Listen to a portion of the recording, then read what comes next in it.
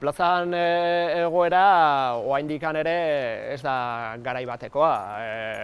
Urte terdi luze joan da, asko sufritu du bertsolaritzak, asko sufritu du plazak, eta poliki-poliki ari da egoera normaltzen, eta egoera normaltzen ari den neurrian ere, plaza bere onera etortzen ari da, baina kostatzen ari zaio bereziki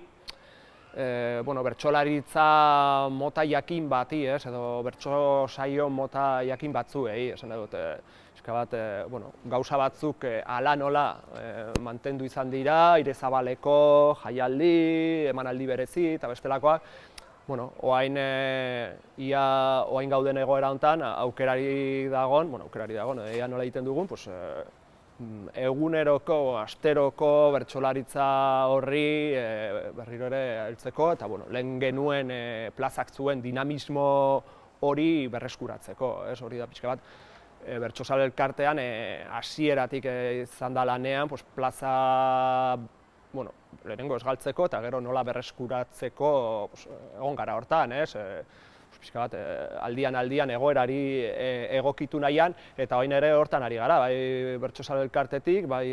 lankutik, antolatzaileekin lanean, herrietan saioak eta antolatzen dituzten horiekin bai, bertsoskolek ere lan handia egin dute plaza hori guztiz ez galtzeko eta orain ere egiten ari dira, berreskuratzeko, eta orduan,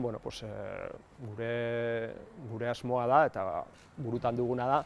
poliki-poliki egoera normalduko dela eta plazak ere hartuko du behar duen tokia, azken finean bertsolaritzaren auspoa hori baita. Gero, ia da, ari gara momentu honetan 3 txapelketa egiten, eta hori pozgarria da, batetik bateon bat atzeratu behar izan zelako, eta bestetik normaltasunez egiten ari direlako, eta ere gehiago orain aforo mugarik ez egonik, badugu aukera